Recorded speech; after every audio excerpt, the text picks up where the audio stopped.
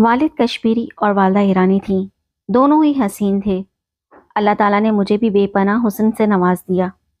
کبھی کسی کو خاطر میں نہ لاتی کہ مجھے اپنے خوبصورت ہونے پر ناز تھا۔ خاندان کے لڑکے سبھی کہتے، لڑکی تو ہیرا ہے لیکن اس کا دل پتھر کا ہے، جتنی بھی قدر کرو یہ موم ہوتا ہی نہیں۔ دل آویز خان ہمارے دور کے رشتہ داروں میں سے تھا۔ اس کی والدہ نے مجھے شادی میں دیکھا تو امی کے ہاتھ پکڑ لیے کہ ناز کو میری بہو بنا دو، عمر بھر تابعدار رہوں گی۔ والد صاحب میری شادی اپنے بھائی کے بیٹے سے کرانا چاہتے تھے، لیکن دل آویز کی ماں پیچھے پڑ گئی۔ بالآخر والد صاحب کو اپنا فیصلہ بدلنا پڑا۔ یہ لوگ امیر کبیر تھے۔ سوچا اپنے بھتیجے کے پاس کیا رکھا ہے، اس پر تعلیم یافتہ بھی نہیں، بہتر ہے کہ بیٹی کا مستقبل دیکھوں اور رشتہ داری پر اولاد کو قربان نہ کروں۔ ابو نے آنٹی فریدہ کا بھرم رکھا اور ان کے بیٹے سے میری بات پکی کر دی، جو پنڈی میں اعلیٰ افسر تھے۔ میرے سسرال والوں کا شمار شہر کے امیر ترین لوگوں میں ہوتا تھا۔ یہ ایک بھائی 4 بہنیں تھیں۔ اللہ کا دیا بہت کچھ تھا۔ شروع میں ساس سسر اور نندوں نے بہت خیال رکھا۔ دل آویز خان بھی وارث صدقے ہوتے تھے۔ ان دنوں یوں محسوس ہوتا جیسے میں ہی اس راجدھانی کی مالک ہوں، جس کو اپنا گھر اپنی جنت کہتے ہیں۔ بہت جلد خدا نے ایک بیٹا دے دیا۔ میں اسے پا کر نہال اور اس کے پیار میں سرشار ہو گئی۔ جن دنوں سلیمان 1.5 سال کا تھا، میرے جیون ساتھی کا تبادلہ ہو گیا اور ہم پنڈی سے پشاور چلے گئے۔ دوسری بار امید سے تھی، تبھی ننے سے ماں کا دودھ چھڑانا تھا۔ یہاں آ کر سکون تو ملا، لیکن ننے سلیمان کو اکیلے سنبھالنے کی مجھے عادت نہ تھی۔ دادی کا وہ دلارا میری نندوں کی آنکھوں کا تارا تھا۔ زیادہ وقت وہی سنبھالتے اور میں آرام کرتی۔ یہاں آ کر پتا چلا کہ اکیلے رہ کر بچہ سنبھالنا کس قدر دشوار امر ہے۔ بیٹے کا دودھ چھڑایا تو وہ ہلکان ہو گیا۔ اب سلیمان کا یہ حال کہ وہ دادی اور پھپھیوں کو یاد کر کے روتا، رات کو اٹھ کر بیٹھ جاتا۔ ہماری ساس سارا دن سلیمان کے لیے طرح طرح کے کھانے تیار کرتی تھیں، جو وہ کھاتا وہی بنا دیتی۔ کبھی قیمے والی کھچڑی تو کبھی آلو کے کٹلس، سوجی کا حلوہ، گر 100 طرح کے کھانے بناتی کہ بچہ کچھ تو کھا لے گا، ایسا نہ ہو کمزور ہو جائے۔ پشاور آ کر مجھے کسی قسم کی تکلیف نہ تھی، سب سکھ حاصل تھا۔ شوہر بھی ہر طرح سے خیال رکھتے تھے، لیکن سلیمان نے پریشان کر دیا تھا۔ میرے ہاتھ کی پکی کوئی چیز نہ کھاتا، فیڈر بھی نہ لیتا۔ چھوٹا اتنا تھا کہ زبردستی نہ کر سکتی تھی۔ جب کھانے کی کوئی چیز منہ تک لے جاتی، ہونٹ بیچ کر چہرہ دوسری طرف موڑ لیتا۔ بازار کی کوئی شے دل آویز خان بچے کو نہ کھلانے دیتے کہ پیٹ خراب ہوگا۔ نتیجہ یہ ہوا کہ میرے لخت جگر روز بروز کمزور ہوتا گیا۔ کھڑا ہوتا تو گر پڑتا تھا۔ اپنے شوہر کو چھوڑ کر نہیں جا سکتی تھی کہ وہ پل بھر بھی میرے بغیر نہیں رہتے تھے۔ ادھر بچے کو دادی اور پھوپھیوں کی اداسی کھائی جاتی تھی۔ بالآخر یہی فیصلہ کیا کہ کچھ دنوں کے لیے پنڈی چلی جاؤں تاکہ سلیمان اپنی دادی اور پھوپھیوں سے مل لے۔ دل آویز خان کافی افسردہ تھے۔ شادی کے بعد یہ پہلا موقع تھا، ہم جدا ہونے جا رہے تھے۔ شوہر کو اداس دیکھ کر میرا دل گھبرانے لگا، آنکھوں سے آنسو بہہ نکلے۔ تبھی وہ بولے، ناز کیوں روتی ہو؟ ارے بھائی 2 ہفتے کے لیے ہی جا رہی ہو، عمر بھر کے لیے تو نہیں۔ میں نے آنسو پونچھ دیے اور اس وقت تک انہیں دیکھتی رہی جب تک کہ وہ ہماری نظروں سے اوجھل نہ ہو گئے۔ سلیمان گھر پہنچ کر پرسکون ہو گیا۔ دادی اور پھوپھیوں کو دیکھتے ہی نہال تھا۔ ایک کی گود سے اترتا تو دوسرے کی گود میں چڑھ جاتا۔ اس کی دادی نے گاجر کا حلوہ بنایا، بڑے شوق سے کھایا۔ وہ جو چیز بنا کر اسے کھلاتی، پیٹ بھر کر کھاتا اور رات بھر آرام سے سویا رہتا۔ ساس نے مجھے کہا، بیٹی ناز تم مجھ سے کچھ کھانا بنانا سیکھ لو، خاص طور پر سلیمان کی پسند کی چیزیں جو وہ شوق سے کھاتا ہے۔ روز 2-3 قسم کے کھانے بنا لیا کرو اس کے لیے، ایک کو نہ کھائے گا تو دوسری ڈش کھا لے گا۔ جب سے ہم پنڈی آئے تھے، واقعی سلیمان نے رغبت سے کھانا شروع کر دیا تھا۔ سونے سے پہلے ہماری ساس خود اسے کھلا دیتی اور وہ ساری رات کروٹ بھی نہ لیتا۔ صبح سویرے اٹھتا تھا اور اس کے اٹھنے سے پہلے ہی کوئی نہ کوئی شے، مثلاً کھیر، سوپ، دلیا وغیرہ تیار کر دیتی تھی۔ سسرال میں رہ کر سلیمان کی طرف سے مجھے بہت آرام تھا، لیکن دل آویز صاحب روز فون کر کے پوچھتے تھے، ہاں بھائی تو کب آنے کا پروگرام ہے؟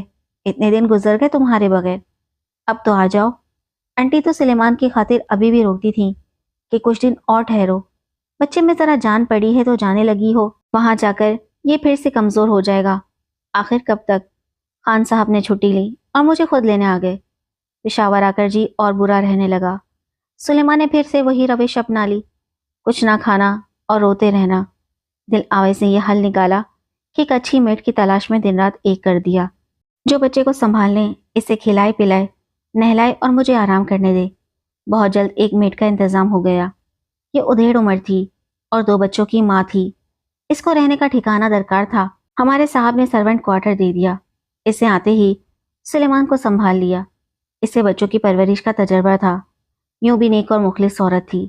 خاوند اسے چھوڑ کر چلا گیا تھا اور 2 سال سے اس کا کچھ اتا پتہ نہ تھا۔ یہ بیچاری بچوں کا پیٹ پالنے کو ہمارے گھر ملازمہ بن کر آ گئی تھی اور اسے لانے والا ہمارا چوکیدار تھا، جس کی زیب بھی رشتہ دار تھی۔ زیب چونکہ ضرورت مند تھی، لہٰذا اس نے سلیمان کے فرائض اچھی طرح سنبھال لیے۔ طرح طرح کے مزیدار کھانے بناتی تھی اور اس کے دونوں بچے سلیمان کے ساتھ کھیلتے۔ وہ بہت خوش رہنے لگا۔ مجھے ایک بڑی پریشانی سے نجات مل گئی، سکون سے ہو گئی۔ زیب ایک گھریلو عورت تھی، میرے دیگر گھریلو کام بھی کر دیتی تھی۔ میں اس کی شکر گزار تھی اور وہ میری شکر گزار تھی کہ اب میں اور سلیمان رات بھر بھرپور نیند سوتے تھے۔ جن دنوں میرے یہاں دوسرے بچے کی پیدائش متوقع تھی، زیب کا گمشدہ خاوند لوٹ کر آ گیا اور وہ ہم سے معذرت کر کے اپنے گھر چلی گئی۔ شوہر نے اسے ملازمت کرنے اور گھر سے نکلنے کی اجازت نہ دی۔ وہ دوبارہ نہیں آئی۔ البتہ اس بار چوکیدار نے ایک ایسی خاتون کا انتظام کر دیا جس نے نرسنگ ٹریننگ لی تھی اور ایک اسپتال میں بطور نرس کچھ عرصے کام بھی کیا تھا۔ اس کا نام شمسا تھا۔ متعلقہ تھی، معمولی شکل و صورت تھی، سراپا پرکشش تھا۔ لباس نکسک سے درست اور حلیہ ہر وقت ٹھیک رکھتی تھی، یعنی سلیقے میں باکمال تھی۔ بات کرنے میں بھی ایک طریقہ تھا۔ قصہ مختصر بڑی اسٹائلش قسم کی تھی۔ پہلی بار جب ادب کے ساتھ گھل مل کر باتیں کی تو مجھ کو اچھی لگی۔ اس میں کچھ ایسے ہنر تھے کہ ملکہ ہونے کے باوجود میں نے اس سے دوستانہ رویہ اختیار کر لیا۔ اب وہ میری ملازمہ نہیں بلکہ میری سہیلی بن گئی تھی۔ ہم ایک میز پر ساتھ بیٹھ کر کھاتے پیتے، جی خوش ہو جاتا۔ کچھ ہی دنوں بعد میرے یہاں ولادت متوقع تھی اور اب بالکل ہی گھر کو نہیں دیکھ سکتی تھی۔ شمسا ہمارے سارے معاملات دیکھتی، نوکر خانسامہ سبھی اس کی نگرانی میں کام کرتے تھے۔ سودا سلف منگوانا، مہینے بھر کے راشن، کچن کے سامان کی لسٹ وہ پہلے سے تیار کر لیتی تھی۔ پڑھی لکھی ہونے کی وجہ سے زیادہ سمجھدار تھی، ہر معاملے میں خوب سوجھ بوجھ سے کام لیتی۔ سلیمان کو بھی کچھ اس طرح رجا لیا کہ وہ زیب کو بھول کر آنٹی شمسا کا گرویدہ ہو گیا۔ شمسا کی عمر 30 کے لگ بھگ ہوگی، لیکن اپنا خیال رکھنے کی وجہ سے وہ بمشکل 17-18 کی نظر آتی۔ میرے خاوند کو بھائی صاحب کہتی۔ میرے گمان سے وہ بھی اسے بڑے بھائی ہی کی نظر سے دیکھتے تھے اور سسٹر شمسا کہا کرتے تھے۔ جتنا سکون زیب نے دیا، اسے کہیں زیادہ شمسا سے ملا۔ بچے کی پیدائش کے وقت میں اسپتال میں تھی۔ اس نے سلیمان اور گھر کو سنبھالا۔ جب میں ننھی بیٹی لیے گھر آئی تو شمسا نے بہت خوشی منائی۔ ہماری ساتھ سفر نہ کر سکتی تھیں، انہوں نے بیٹیوں کو بھیج دیا، اس ہدایت کے ساتھ کہ اپنی بھابھی اور بچوں کو لیتی آنا۔ سلیمان کے لیے تو بہت اداس تھی۔ جب تک پشاور میں رہی، شمسا نے میری خوب دیکھ بھال کی۔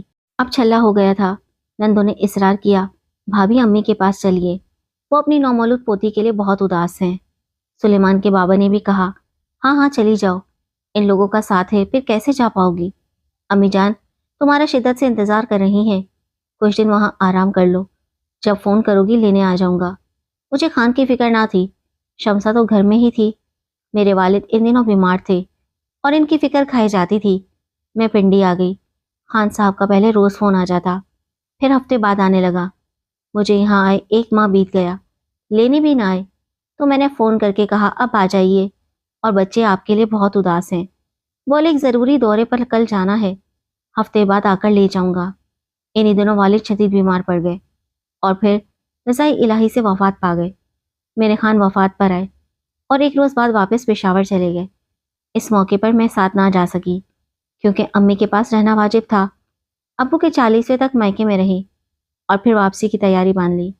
حیرت اور دکھ اس بات کا تھا کہ میرے والد کی فوتگی پر غیروں کی طرح آ کر چلے گئے تھے، حالانکہ اس دوران 2-3 بار آنا ان کا بنتا تھا۔ پنڈی سے پشاور بہت دور نہ تھا، لیکن میری اور والدہ کی دلجوئی اور اپنے فرائض سے منصبی کا بہانہ کر کے نظر انداز کر دیا، اور میں سوچتی رہ گئی एक रोज हमारे खानसामा का फोन आ गया। ताजियत के बाद कहा, बीबी आपको गए बहुत दिन हो गए हैं, आप लौट आइए। खान साहब को इतने दिन अकेले छोड़ देना दुरुस्त नहीं है, फौरन आइए। बाबा शाह के लहजे से चौंक गई। कोई इमरजेंसी लगती थी? खुदा खैर करे, मेरे खान ठीक हों। ऐसे तो बाबा ने भी फोन ना किया था। अब्बू की ताज़ियत के बहाने से फोन करके मुझे जैसे होशियार करना चाहते हो। मैंने रखते सफर बांधा और ड्राइवर के साथ पेशावर चली गई। मुझे यूं अचानक देखकर शमसा हैरान रह गई। वो घर में ही थी। हालांकि खान कहते थे मैंने इसे छुट्टी दे दी है, जब तुम आओगी आ जाएगी, अभी इसकी जरूरत नहीं है। शमसा तुम मौजूद हो? खान तो कह रहे थे कि नाज बीबी, मैं आज ही आई थी आपका पता करने। वैसे मैं छुट्टी पर ही थी। शुक्र है कि तुम आज आ गई हो, वरना दो बच्चों को संभालना अकेले तो मेरे लिए मुमकिन ही नहीं था। खान साहब हमको देखकर बज़ाहिर खुश हो गए, बच्चों को प्यार किया। बोले तुमने अचानक आकर सरप्राइज दिया है, वरना मैं कल रवाना हो रहा था, तुम लोगों को लेने आ रहा था। कुछ दिन मामूल के मुताबिक गुजरे। मैंने सुलेमान और फरहाना दोनों की जिम्मेदारी शमसा पर डाल दी। खुद आराम से सो जाती। अबू की वफात के बाद वैसे भी मैं काफ़ी डिस्टर्ब रही थी। यहाँ आकर लगा सुकून की वादी में आ गई हूँ और जन्नत में कदम रख दिया है। कुछ दिनों बाद एक रोज़ किचन में गई तो खानसामा शाह बाबा ने मेरे कान में खुसर पुसर की, बीबी इस कमजात शमसा को निकालो वरना पछताओगी। क्यों बाबा? ये बदनीयत आपके घर बार पर कब्जा ना कर ले। मैं दंग रह गई। शाह बाबा के मुंह से ऐसी बात सुनकर कानों पर यकीन आया कि खान बाबा एक जिम्मेदार और संजीदा बुजुर्ग थे। वो हरगिज हकाइक से बैद महज किसी शक या गुमान के तहत इतनी बड़ी बात ना कर सकते थे। मैं भी शक की भट्टी में जलने लगी, लेकिन कोई सबूत ना था कि शमसा से बात पर्स करती। इसका रवैया पहले जैसा ही था और खान भी इससे लिए दिए रहते थे। ताहम अपने अंदर की खुलन आराम ना देती थी। मिला जवाब शमसा से उलझने लगी, बात बात पर टोकने लगी। इसे बुरा लगता, लेकिन नौकरी इसने फिर भी ना छोड़ी। मैं भी इसे निकालने का सोचकर सोच में पड़ जाती थी। अगर ये चली गई तो क्या करूंगी? दो छोटे बच्चों को कैसे संभालूंगी?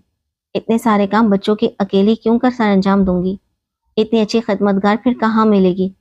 ऐसा ना हो फहम के मारे इसको निकाल बैठूं, फिर बाद में पछताऊं।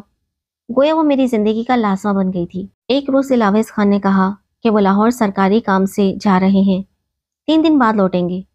इनके जाने के बाद अगले रोज शमसा ने भी छुट्टी मांग ली। कहने लगी मेरी अम्मी बीमार हैं और मुझे इनके पास नौशहरा जाना है।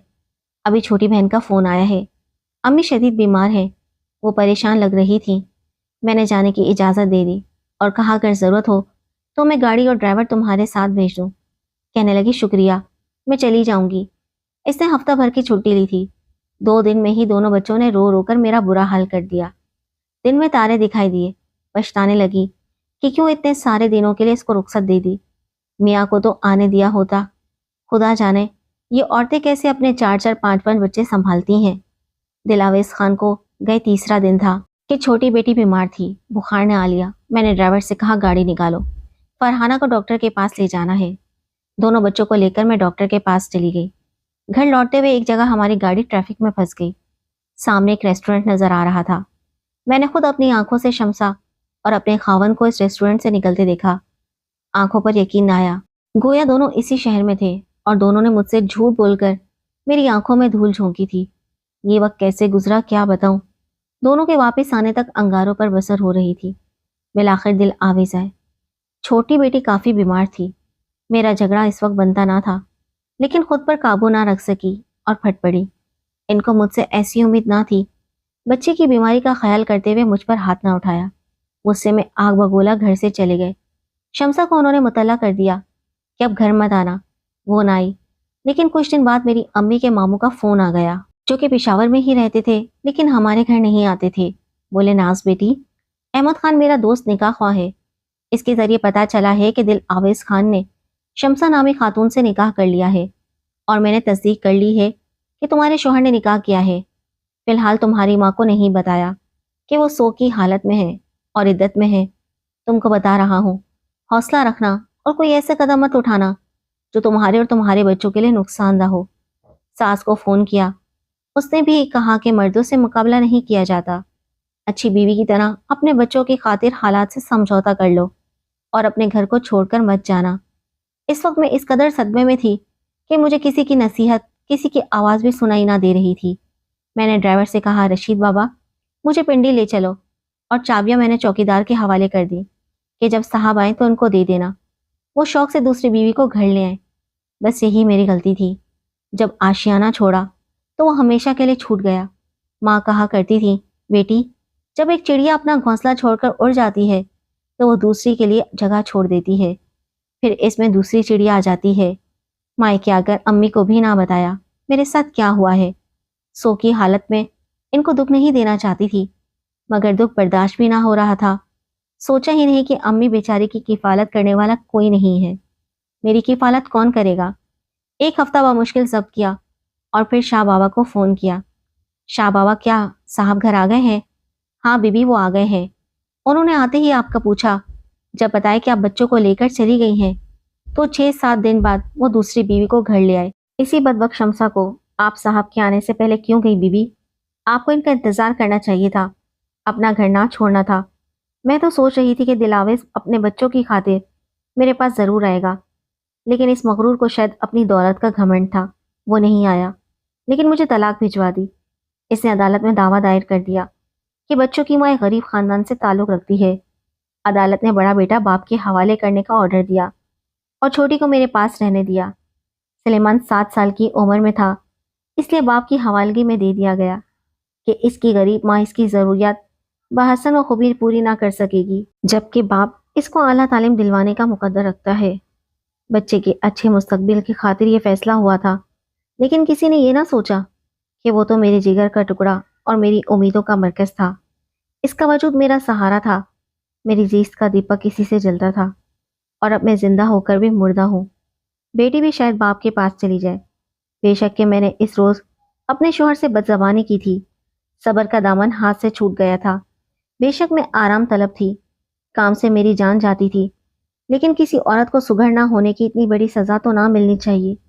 آج ساس کہتی ہیں کہ پوہر تھی اسی لیے اپنے وقت کو ٹھکرا گئی، اور میرے بچوں کا باپ کہتا ہے سگڑ نہ تھی، طلاق اس لیے نہیں دی بلکہ اس لیے دی کہ بغیر اجازت کیوں میرا گھر چھوڑ کر گئی۔ اگر اس دن گھر چھوڑ کر نہ جاتی تو میں ناز کو کبھی طلاق نہ دیتا۔